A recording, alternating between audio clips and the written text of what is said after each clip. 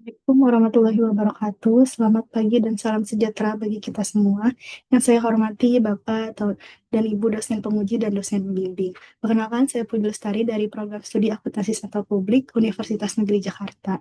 Pada kesempatan ini, saya akan mempresentasikan proposal penelitian saya yang berjudul Analisis Penerapan Korteks terhadap pemenuhan kewajiban PPh Pasal 21 Wajib Pajak Orang Pribadi pada PTX. Izinkan saya untuk memaparkan proposal penelitian ini. Selanjutnya, latar belakang. Saya akan memulai presentasi ini dengan menjelaskan latar belakang dari penelitian saya. Berdasarkan data Kementerian Keuangan tahun 2026, realisasi penerimaan pajak sepanjang tahun hanya mencapai 1,917 triliun atau 87,6% dari target APBN. Artinya, terjadi shortfall atau kekurangan penerimaan pajak. Kondisi ini sejalan dengan menurunnya jumlah pelaporan SPT tahunan WPOP yang tercatat hanya 12,99 juta per April 2025, turun dibandingkan dengan 13,15 juta pada periode yang sama tahun sebelumnya. Sebelum Cortex, sistem yang digunakan itu adalah DJP online. Namun, sistem ini memiliki sejumlah kelemahan. Proses pembuatan bukti potong, pembayaran, dan pelaporan masih dilakukan secara terpisah, sehingga memerlukan input data berulang. Merespon kondisi tersebut, sejak 1 Januari 2025, DJP resmi mengimplementasikan sistem Cortex sebagai pengganti DJP online. Sistem ini dikembangkan dengan anggaran sebesar 1,39 triliun dan dirancang untuk memberikan kemudahan bagi wajib pajak. Namun dalam praktiknya, sejak diberlakukannya Cortex, tercatat 22 isu teknis yang menghambat penggunaan Cortex, mulai dari error sistem, kesulitan login, hingga lambatnya proses validasi. Hingga 20 Februari 2026 kemarin, sebanyak 14 juta wajib pajak telah mengaktifasi akun Cortex, dengan 13,10 juta diantaranya adalah WPOP. Namun, tingginya angka aktivasi belum tentu mencerminkan optimalnya pemahaman dan kelancaran penggunaan sistem dalam praktik pelaporan. Kondisi tersebut juga terjadi di PTX. Penerapan Cortex sebagai sistem baru belum sepenuhnya berjalan lancar.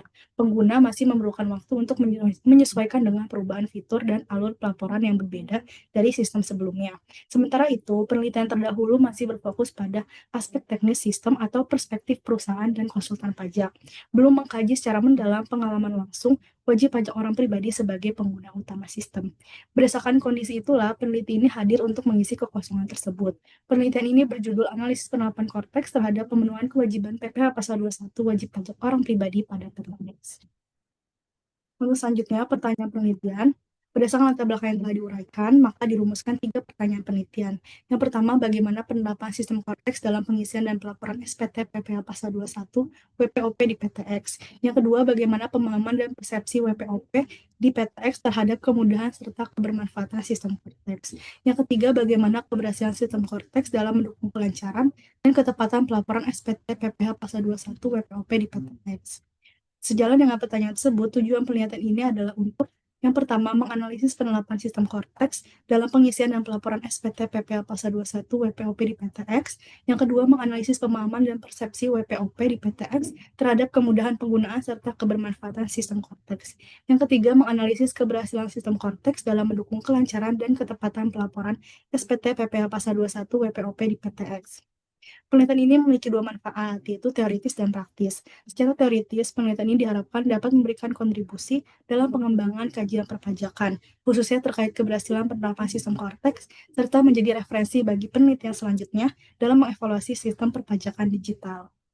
Secara praktis, penelitian ini bermanfaat bagi yang pertama WPOP untuk meningkatkan pemahaman penggunaan Cortex sehingga dapat membantu proses pelaporan SPT dengan lancar. Yang kedua, bagi perusahaan sebagai bahan evaluasi dalam mendukung karyawan, khususnya terkait dengan kebutuhan pendampingan, sosialisasi, dan peningkatan pemahaman penggunaan sistem Cortex. Yang ketiga, serta bagi Direktorat Jenderal Pajak sebagai masukan dan dalam evaluasi dan pengembangan sistem ke depannya. Lalu, selanjutnya ada beberapa konsep yang diteliti. Selanjutnya saya akan memaparkan kajian teori dan konsep yang menjadi landasan dalam penelitian ini. Yang pertama itu ada teori kepatuhan. Teori kepatuhan yang diperkenalkan oleh Milgram menjelaskan bahwa kepatuhan wajib pajak adalah kondisi di mana WP melaksanakan kewajiban perpajakan sesuai ketentuan yang mencakup pelaporan SPT, ketepatan, menghitung, dan membayar pajak utang. Kepatuhan sendiri itu terbagi menjadi 2, ada kepatuhan formal yang bersifat administratif dan kepatuhan material yaitu kebenaran dari isi laporan pajak. Yang kedua, menggunakan model keberhasilan sistem informasi. Model keberhasilan ini dikemukakan oleh Delon dan McLean. Model ini digunakan untuk mengevaluasi efektivitas suatu sistem informasi melalui 6 dimensi, yaitu kualitas sistem, kualitas informasi, kualitas layanan, penggunaan, kepuasan pengguna, dan manfaat bersih.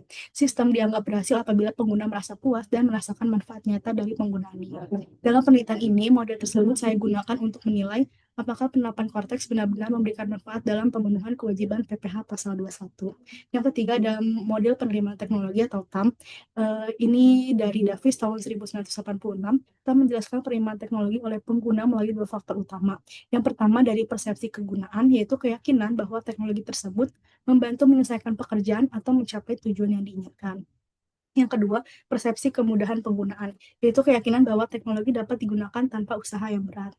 Lalu yang keempat, penggunaan sistem Cortex. Cortex adalah sistem administrasi perpajakan modern yang terintegrasi yang menggantikan DJP online sejak 1 Januari 2025. Sistem ini mengotomatisasi seluruh alur PPh pasal 21 dalam satu platform dari pembuatan ibu pot, billing, laporan SPT, hingga penerbitan BPN. Lalu yang selanjutnya, penelitian terdahulu. Selanjutnya, pada bagian penelitian terdahulu, saya akan memaparkan beberapa penelitian yang pernah dilakukan dengan topik yang saya teliti. Yang pertama, penelitian oleh Wibowo dan Mariani tahun 2026 yang berfokus pada persepsi wajib pajak terhadap konteks menggunakan pendekatan TAM dan ISSM. Hasilnya menunjukkan bahwa kualitas informasi sudah baik, namun penggunaan sistem masih didorong oleh kewajiban regulasi dibanding kesadaran WP. Yang kedua, penelitian Putra dan Fitriani tahun 2026 yang berfokus pada efisiensi dan tantangan pelaporan PPh pasal 21 menggunakan Cortex. Hasilnya menunjukkan bahwa Cortex mampu meningkatkan efisiensi proses, namun masih terdapat kendala teknis seperti error dan sistem yang lambat.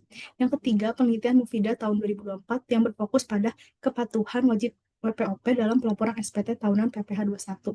Hasilnya menunjukkan bahwa rendahnya edukasi perpajakan membuat pelaporan pajak masih dianggap sebagai beban sehingga menurunkan kepatuhan. Yang keempat, penelitian Anggreni dan Susiowati tahun 2025 yang berfokus pada Cortex sebagai sistem digital perpajakan. Hasilnya menunjukkan bahwa Cortex meningkatkan efisiensi, akurasi, dan transparansi, namun masih menghadapi kendala teknis dan kebutuhan pelatihan pengguna. Yang kelima, ada penelitian Fauzi dan rekan tahun 2025 yang berfokus pada penerimaan Cortex dengan pendekatan TAM. Hasilnya menunjukkan bahwa persepsi kegunaan dan kemudahan pengguna menjadi faktor utama dalam mendorong niat penggunaan sistem. Lalu kerangka berpikir. Ada kerangka berpikir. Berikut saya akan menjelaskan kerangka pemikiran yang menjadi landasan dalam penelitian saya. Pada kerangka berpikir ini, implementasi Cortex menjadi fokus utama dalam penelitian. Untuk menganalisisnya digunakan 3 pendekatan teori. Pertama, melalui model keberhasilan sistem informasi yang digunakan untuk melihat kualitas sistem, informasi, dan layanan dari Cortex. Yang kedua, dari sisi persepsi dan penerimaan pengguna menggunakan model TAM. Saya akan menganalisis aspek dari sisi pengguna, apakah karyawan di PTX merasakan Cortex ini benar-benar memberikan kegunaan dalam pekerjaan mereka, dan seberapa besar kemudahan yang mereka rasakan saat berinteraksi dengan sistem ini. Yang ketiga, teori kepatuhan yang digunakan untuk menganalisis perilaku WP dalam memenuhi kewajiban perpajakannya. Teori ini membantu saya memahami apakah wajib pajak patuh karena kesadaran sendiri, karena pemahaman regulasi, atau semata-mata karena dorongan sanksi dan kewajiban hukum. Ketiga teori ini secara bersama-sama saya gunakan untuk menganalisis dan menjelaskan satu variabel output, yaitu pemenuhan kewajiban PPh pasal 21 oleh WPOP di PTX. Lalu selanjutnya metode penelitian. Yang pertama ada waktu dan tempat penelitian. Penelitian ini dilakukan pada PTX yang beralamat di Jalan Jenderal Gatot Subroto, Pak 54, Jakarta Selatan. Untuk waktu penelitian dimulai pada bulan April 2026 hingga penelitian ini selesai dilakukan. Selama periode tersebut, saya melakukan pengumpulan data melalui wawancara, observasi, dan dokumentasi untuk mendukung proses analisis penelitian. Yang kedua, desain penelitian. Dalam penelitian ini saya menggunakan pendekatan kualitatif dengan metode studi kasus. Pendekatan kualitatif karena penelitian ini tidak hanya bertujuan melihat angka keberhasilan sistem, tapi ingin menggali secara mendalam mengenai proses, persepsi, dan pengalaman nyata para WP di PTX saat menggunakan Cortex. Adapun metode studi kasus saya gunakan karena fokus penelitian ini adalah pada satu unit organisasi tertentu, yaitu PTX. Lalu yang ketiga, sumber data dan sampel penelitian. Selanjutnya saya akan menjelaskan sumber data dan sampel yang digunakan dalam penelitian. Pada penelitian ini, sumber data yang digunakan itu ada data primer dan data sekunder. Data primer dari wawancara dan observasi kepada informan yang terlibat dalam penerapan Cortex di PTX. Informan tersebut meliputi supervisor bagian pajak, karyawan sebagai wajib pajak orang pribadi, serta staf HRD. Selain itu, penelitian ini juga menggunakan data sekunder yang diperoleh dari berbagai dokumen penting, seperti peraturan perpajakan, pedoman penggunaan Cortex, serta laporan internal perusahaan. Lalu yang keempat, teknik pengumpulan data. Pada penelitian ini, teknik pengumpulan data yang digunakan terdiri dari 4 metode, yaitu wawancara, observasi, dokumentasi, dan studi pustaka. Wawancara dilakukan secara mendalam dengan metode semi terstruktur kepada para informan. Kedua, observasi dilakukan dengan mengamati secara langsung proses penggunaan sistem Cortex dalam pelaporan PPH Pasal 21, sehingga dapat melihat kondisi nyata di lapangan. Yang ketiga, dokumentasi dilakukan dengan menelaah dokumen pendukung seperti bukti potong, laporan SPT, serta pedoman penggunaan sistem. Yang keempat, studi pustaka dilakukan dengan mengkaji berbagai literatur seperti buku, jurnal, dan peraturan perpajakan. Lalu yang kelima ada teknik keabsahan data. Dalam penelitian ini, uji keabsahan dilakukan menggunakan dua kriteria, yaitu credibility dan dependability. Credibility digunakan untuk memastikan bahwa data diperoleh benar-benar mencerminkan kondisi di lapangan. Pada pengujian ini dilakukan melalui triangulasi sumber dan triangulasi teknik. Triangulasi sumber dilakukan dengan membandingkan informasi dari beberapa informan.